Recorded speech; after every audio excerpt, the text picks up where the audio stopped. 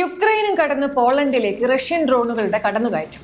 അതെ, retired station master ആയിരുന്ന രാഘവൻ നായരുടെ മകൻ പ്രഭാകരൻ കോട്ടപ്പള്ളിയുടെ സ്വന്തം പോളണ്ടിലേക്ക്. NATO സഖ്യരാഷ്ട്രമാണ് Poland. അതാണ് വിഷയത്തിലെ ഗൗരവകരമായ കാര്യം. സെപ്റ്റംബർ 10 സംഭവം. പിന്നാലെ റൊമേനിയയുടെ വ്യോമാതിർത്തിയിലും പ്രത്യക്ഷപ്പെട്ടു റഷ്യയുടെ ഡ്രോണുകൾ. തങ്ങളിൽ ഒന്നിനെ തൊട്ടാൽ അരയും തലയും മുറുക്കി ഇറങ്ങുമെന്നാണ് നാറ്റോയുടെ നയം. റഷ്യക്കെതിരെ നാറ്റോ രംഗത്ത് വന്നു.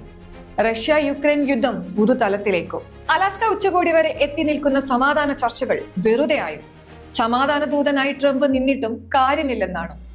എന്താണ് പുടിന്റെ നീക്കത്തിന് പിന്നിൽ? പോളണ്ടിന്റെ ആകാശത്ത് വട്ടമിട്ട് പറന്ന റഷ്യൻ ഡ്രോണിന്റെ ഉദ്ദേശം എന്തായിരിക്കും? ലോകത്തെ മറ്റൊരു മഹായുദ്ധത്തിലേക്ക് തള്ളിവിടുകയാണോ റഷ്യ?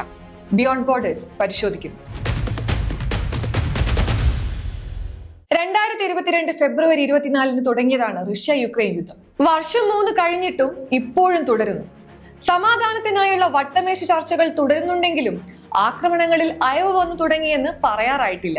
ഒരു വശത്ത് ലോകത്തിലെ ഏറ്റവും വലിയ രാജ്യം, മറ്റൊരു വശത്ത് നാറ്റോയുടെ പിന്തുണയോടെ പ്രതിരോധവും പ്രത്യാക്രമണവുമായി യുക്രൈനും. കടുത്ത ഉപരോധങ്ങൾ ഏർപ്പെടുത്തിയും റഷ്യയെ ഒറ്റപ്പെടുത്തിയും നാറ്റോ രാജ്യങ്ങൾ അടവുകൾ പലതു പയറ്റിയിട്ടും യുദ്ധത്തിന് വിരാമമിടാൻ കഴിഞ്ഞില്ല. അതിനിടെയാണ് റഷ്യൻ ഡ്രോണുകൾ പോളണ്ടിലേക്ക് കടക്കുന്നത്.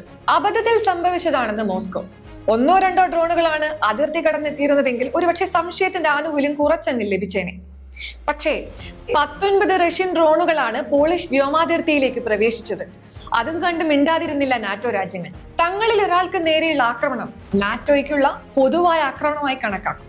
റഷ്യൻ ഡ്രോണുകളുടെ സാന്നിധ്യം ശ്രദ്ധയിൽപ്പെട്ടതിനു പിന്നാലെ അംഗരാജ്യങ്ങൾ സജ്ജരായി. പോളണ്ട് തങ്ങളുടെ F-16 യുദ്ധവിമാനങ്ങളുമായി രംഗത്തു വന്നു. F-35മായി ഡച്ചും പോളണ്ടിലേക്ക് നീങ്ങി. തൊട്ടു പിന്നാലെ ജർമ്മനിയും തങ്ങളുടെ പാട്രിയോട്ട് ഡിഫൻസ് സിസ്റ്റം ആക്ടിവേറ്റ് ചെയ്തു. ഇറ്റലി ആണെങ്കിൽ മേഖലയിലേക്ക് അവാക് സർവൈലൻസ് അയച്ചു. വ്യോമാതിർത്തിയിലെ ലംഘനം റഷ്യ മനഃപൂർവ്വം ചെയ്തതാണോ അതോ അബദ്ധത്തിൽ സംഭവിച്ചതോ എന്നതിൽ ഇതുവരെ ഒരു വ്യക്തത വന്നിട്ടില്ല. റഷ്യയുടെ ഭാഗത്തു നിന്നും ഉണ്ടായിരിക്കുന്നത് വലിയ പ്രകോപനമെന്ന് പോളണ്ടിന്റെ പ്രധാനമന്ത്രി ഡൊണാൾഡ് ടസ്ക് പറഞ്ഞു. വിഷയത്തെക്കുറിച്ച് നാറ്റോ സഖ്യരാജ്യങ്ങളുടെ വലിയേട്ടൻ അമേരിക്കയുടെ പ്രസിഡന്റ് ഡൊണാൾഡ് ട്രംപിനോട് ചോദിച്ചപ്പോൾ അബദ്ധത്തിൽ സംഭവിച്ചതായിരിക്കുമെന്നായിരുന്നു പ്രതികരണം. റഷ്യൻ നേതാവിനോട് ട്രംപ് കാണിക്കുന്ന മൃദു സമീപനത്തിൽ യൂറോപ്യൻ നേതാക്കൾ പൊതുവെ നിരാശരാണ്. പോളണ്ടിലെ ഡ്രോൺ ആക്രമണം അബദ്ധത്തിൽ സംഭവിച്ചതാണെന്ന് റഷ്യയുടെ ജാൻ ബെലാറസിന്റെ പ്രതികരണം. പോളണ്ടിനെ ആക്രമിക്കാൻ പദ്ധതി ഉണ്ടായിരുന്നില്ലെന്ന് റഷ്യയും വ്യക്തമാക്കി. പക്ഷേ റൊമേനിയൻ വ്യോമാതിർത്തിയിൽ കടന്ന ഡ്രോണുകൾക്ക് പിന്നിൽ തങ്ങളല്ലെന്നും അതിന് പിന്നിൽ കീവ് ആണെന്നുമാണ് റഷ്യ പ്രതികരിച്ചത്. എന്നാൽ തൽക്കാലം ഇതെല്ലാം അതേപടി വിശ്വസിക്കാൻ നാറ്റോ തയ്യാറായിട്ടില്ല. NATO general secretary Mark Rutte ഈ സംഭവത്തെ വിവേകശൂന്യവും അപകടകരമായ നീക്കവുമെന്ന് വിശേഷിപ്പിച്ചു. സഖ്യകക്ഷികളുടെ വ്യോമാതിർത്തി ലംഘിക്കുന്നത് നിർത്താൻ താക്കീതും നൽകി. എന്നാൽ കഥയിൽ ഒരു ട്വിസ്റ്റ് ഉണ്ട്. വ്യോമാതിർത്തി കടന്ന ഡ്രോണുകൾ വെറും ഡമ്മികളായിരുന്നു. റഷ്യയുടെ ഗർവേര ഡ്രോണുകളായിരുന്നു അവ. പ്രത്യേകിച്ച് നാശനഷ്ടങ്ങൾ ഉണ്ടാക്കില്ല എന്ന് ചുരുക്കം. പക്ഷേ റഷ്യയുടെ ഈ നീക്കത്തിനു പിന്നിൽ നാറ്റോയെ ഒന്ന് പരീക്ഷിക്കുക എന്ന ലക്ഷ്യം കൂടി ഉണ്ടായിരുന്നു.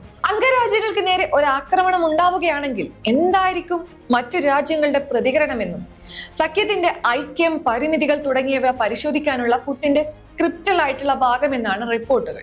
എന്തായാലും അതീവ ഗൗരവമേറിയതാണ് സാഹചര്യം. ഒരു ചെറിയ പ്രകോപനം ചിലപ്പോൾ ലോകമഹായുദ്ധത്തിനുള്ള സാഹചര്യം വരെ ഉണ്ടാക്കിയേക്കാം. എന്താകും പുടിന്റെ മനസ്സിൽ?